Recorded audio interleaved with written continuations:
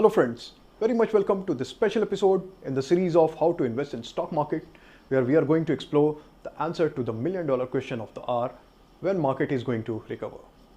But answer to such questions warrants analysis of other questions such as how market actually fell and other interlinked factors such as why gold and forex prices are high and crude prices are so low.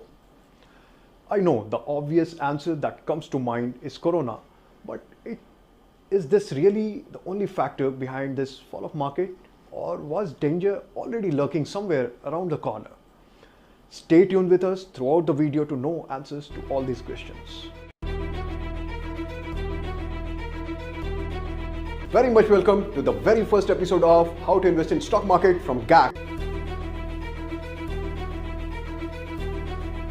Market boils as the Sensex hits all-time high, crosses 42,000 mark. Recessionary heat felt in India. US subprime crisis hits Indian market. Friends, this is how you are going to be rich.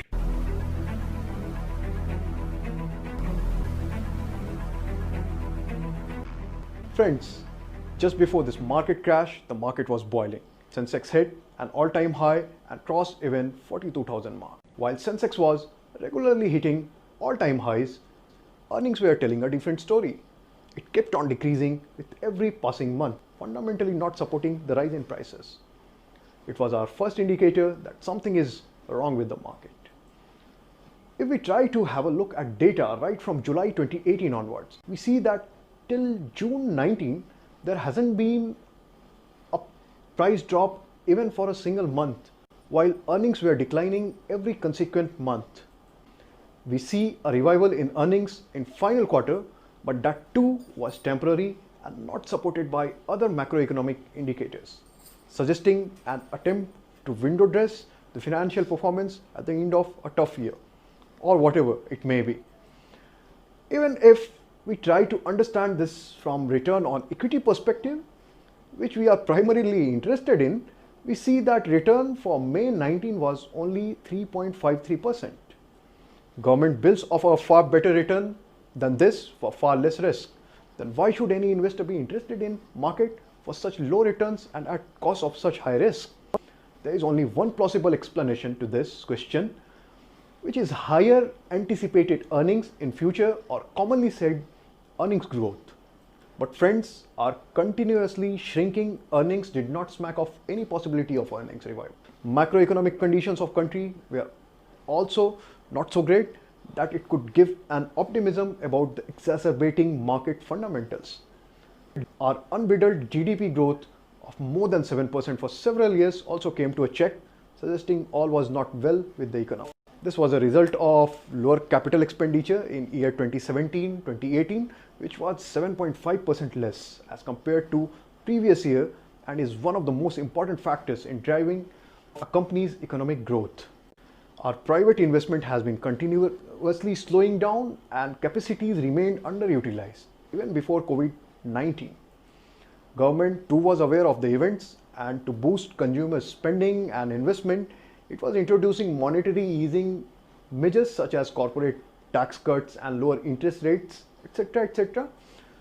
All these indicators were warning signals for a shrewd investor, and they started taking commensurate actions as well. Central Bank, the Reserve Bank of India, too suspecting an impending slowdown, was preparing itself by hoarding gold. In fact, central banks of 37 developed countries were a party to this gold rush for last 2 years in order to prepare themselves for ensuing uncertainties owing to US-China trade war along with other developments rendering global economy unstable. Purchase of gold by central banks hit 50 years high. Everything wasn't well with global economy, and so the Indian economy. Market was set for a big correction, waiting for the right stimulus. Corona became an accessory to that. So friends, this is why market fell. We can get some more insight into this after a thorough macroeconomic analysis, where we will have to analyze various others data such as capital consumption, national savings, etc., etc. But that we have saved for next video. Please subscribe to our channel to get a notification about when we upload that video. Now proceeding ahead in our analysis, how actually market fell. There is a very famous saying in share market, this time it is different. But friends, so far the question how market actually fell is concerned, it happened how it happens all the time. The same old theory of demand and supply. Demand of shares declined as compared to its previous levels. But at the same time, money needs to be housed somewhere. Therefore, the demand for other assets which were considered safer like gold, government securities, US dollars bonds, Japanese yen bonds and other corresponding currencies, etc. increased, and so were their prices. Let's try to understand this with an easy to understand example. Suppose I have got 1000 rupees in my savings. I would like this to grow. That's a very fair assumption. I can invest this money either in bonds, shares, forex, gold or some other commodity. Assume I invested this amount in shares because we speculated that share market returns are going to be the highest amongst all other asset classes. Now I see markets are shaky. What do? The very first thing I'm going to do is to pull out all my investments from the share market and try to look for safe havens. Now we see that in case of this market fall as well, the consensus decision of all the market participants to pull out their funds from share market and park it in safe havens decreased demands of shares, driving their prices low, and increased demand of safe havens, driving prices of those safe havens high. Traditionally, gold is considered to be the safest asset. It's a hedge against inflation and a substance which can never lose its value, unlike shares or bonds of a company which may lose part or entire of its value given company's performance. That's the reason why most of the central banks of the world in the time of uncertainty are holding gold, which has reached to a level of record highs. Friends, this high demand for gold by the central banks and investors alike has actually driven gold prices so high. The money which was earlier invested in stock market is now invested in gold, driving gold prices high and stock market down. The same is true with currency of developed economies. During the time of uncertainty, investors try to buy bonds of developed economies like United States, Japan, European Union, United Kingdom. That increases demand for currencies of these economies, appreciating their value and depreciating Indian rupee. This further corroborated by the correlation between growth of Sensex with growth of US dollars prices in terms of Indian rupee, which is a negative 52%, almost around negative 52%, explaining why US dollars appreciate when Sensex falls and vice versa. That increases demand for currencies of those economies, appreciating their value and depreciating Indian rupee. During all boom and bust cycles of Sensex, the US dollar prices in terms of rupiah has exhibited an opposite direction. When US subprime crisis hit Indian market and Sensex started falling during 2008-2009, even then US dollar prices in terms of rupiah was appreciating. Then during 2009, 2011, when Sensex started recovering, US dollar prices were on decline again when Indian markets were on decline.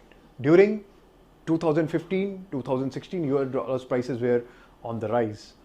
So far, Sensex's uptrend right from 2016 till 2020 is concerned. From 2016 to 18, US dollar prices were going down, supporting its usual correlation and fundamentals. But circumstances changed after 2018 March. Fundamentals changed and US dollar prices started appreciating. Same time, macroeconomic and global indicators started suggesting an upcoming slowdown. Private spending declined, capacity remained underutilized, along with other factors which we already have cited in this video. But the investors were blinded by the optimism that prevailed after a big rally of nearly 2 years. For these 2 years, earnings always trailed the prices and PE ratios was on its all-time high during most of the time in this period. Market was already set for a decline. We can see that forex prices have shot up in late February 2020, whether it is US dollars or Japanese yen or some other currency which is valued accordingly. And because of this high demand of US Treasury bills after March 2022, we observe a continuous decline in US Treasury rates as well. Gold prices are also high because of the reasons cited: gold hoarding by central banks and gold chase by investors in the wake of share market crash. During this time, we have observed that December 2019 onwards, the Indian government securities index too has risen sharply, which we should assume because of increased interest of investors finding it safer than share market at the time of uncertainty. Usually a lower crude oil price boosts sentiment of investors and market gets high. But unlike other times, this time the prices are low because of low demand in the aftermath of lockdown and not because of excess supply so as to give a fillip to the market.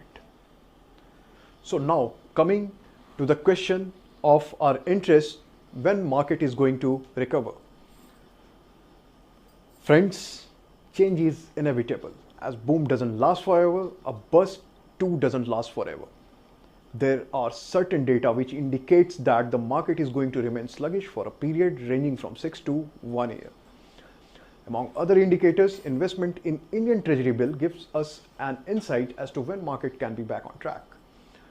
As we see, the average monthly turnover for 91-day Treasury bill from April 3, 2020 to May 8, 2020, it comes to be 14,428.5, which is less by 17.3% from the monthly average turnover for February 20 to March 20 and is further less by 16% from the monthly average for the year 2019-20, which is further less from the monthly average turnover for years 2018-19 and 2017-18, suggesting that for short-term period of around 3 months, people are less interested in secure and least risky Treasury bills investment.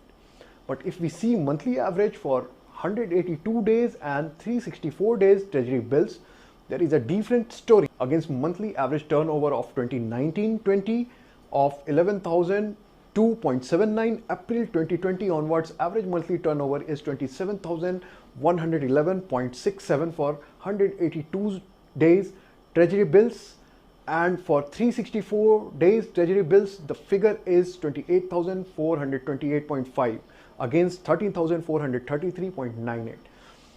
which in turn is more as compared to monthly averages for years 2018-19 and 2017-18. The data suggests that people are trying to invest in secure and least risky assets for a term of 6 months to 1 year, and they do not prefer to invest in the same for a month of 3 months option for a 3 months option, suggesting that this market is not going to recover in 3 months and is expected to recover in around a year. Friends, this is an implication by just this one but a very important metric. To get our analysis further confirmed, we need to do a thorough macroeconomic analysis. We did one in 2016 and posted the findings on LinkedIn. You can find the link, and for that in the description you can find the link for that and can check for its accuracy and other data which should be taken into account for such kind of analysis. Now, when we know that this slowdown is going to stay for a while, then in next special episode, we are going to see what sectors and which kind of companies one should invest in during such circumstances. And in the episode next to that, we are going to do a thorough macroeconomic analysis to confirm our analysis today about the recovery of the market. Meanwhile, if you are interested in learning how a company is thoroughly analyzed before its inclusion in portfolio, you can go to a regular episode of how to invest in stock market part 1, which are regularly uploaded on our channel. So to catch all these actions, stay tuned with us by subscribing to our channel and pressing the bell icon. Do like and share our videos to motivate us so that we can keep bringing the quality analysis to you. Thank you very much.